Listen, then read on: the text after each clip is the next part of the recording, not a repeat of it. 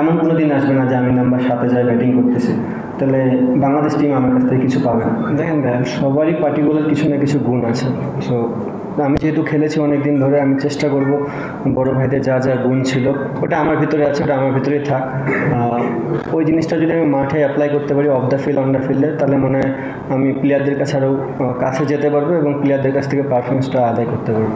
না, এখন পর্যন্ত ভাইয়া আমি যেটা বললাম, যেহেতু খুবই শর্ট টাইমের ভিতর জিনিসটা হয়েছে, আমার মনে হয় যেহেতু লং পিরিয়ডে একটা টাইম আমি পাবো, আমি চেষ্টা করবো জিনিসগুলো আস্তে আস্তে আস্তে ডে বাই ডে এই গ্রহণ করার জন্য।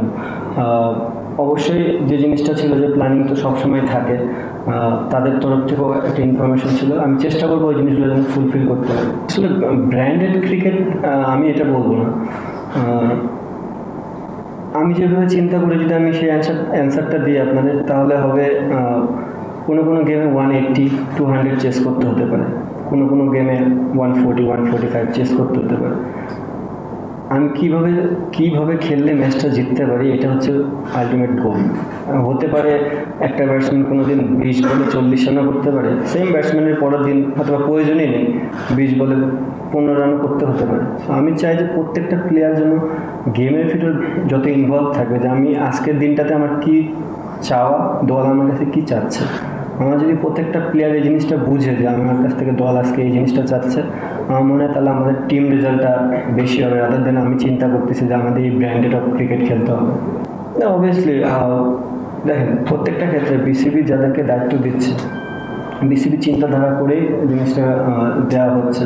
সো আমি বিসিবির প্রত্যেকটা ডিসিশনকে রেসপেক্ট জানাই। এবং যদি আপনি দেখেন, অনেকদিন ধরে শাক মেহেদী কিন্তু বাংলাদেশের ধরতে গেলে one of the best power play বলার হিসাবে বলা চলে। খুব ডমিনেটিং বলার, ওয়ার্ল্ড ক্রিকেটে খুব কম দেখবেন যে আপনি স্পিনাররা এত ডমিনেট করে বল করে। সো ও বাংলাদেশের একটা কি প্লেয়ার, কি ফ্যাক্ট। ও যখন এই দায়িত্বটা পাবে, আমার মনে হয় ও ওখান থেকে আরও ভালো করার চেষ্টা করবে এবং ইনপুট দেওয়ার চেষ্টা করবে আরও বেশি। এই মুহূর্তে আমি কি চাই, আমার কি পছন্দ, অ্যাটলিস্ট আমার টি-20 ফর্মেটে আমি এই জিনিসটা দেখতে চাই না। সো আমি চাই যে টিম যেখানে যাকে বলবে সে যেন সেখানে খেলতে প্রস্তুত হয়। হ্যাঁ, অবভিয়াসলি এমন কোনো দিন আসবে না যে আমি নাম্বার 7-এ যাই ব্যাটিং করতেছি, তাহলে বাংলাদেশ টিম আমার কাছ থেকে কিছু পাবে না। আমার কাছ থেকে যেটা পাবে সেই জিনিসটাই বাংলাদেশ টিম আমাকে দিবে এবং আমিও সেই জিনিসটাই দেওয়ার চেষ্টা করব। একটা সময় ছিল যে বাংলাদেশ টপে ছিল, রাইট? এখন আবার একটু ব্যাকফুটে আসছে। ওয়ার্ল্ড ক্রিকেটে এমন অনেক টিম ছিল যে একটা টিম যখন গোছানো থাকে টপে যায়, টিম যখন একটু অনেকগুলো প্লেয়ার সরে যায় তখন টিমটা একটু ব্যাকফুটে থাকে। আমার মনে হয় বাংলাদেশ টিম ওই জায়গাটায় আছে। কয়েকটা সিরিজ খেললে এই প্লেয়ারগুলো যখন কন্টিনিউ বেসিসে খেলবে, আবার ডে বাই ডে উপরে যাবে। জিনিসটা এমন না যে আমরা খালি ব্যাকফুটেই যেতে থাকবো।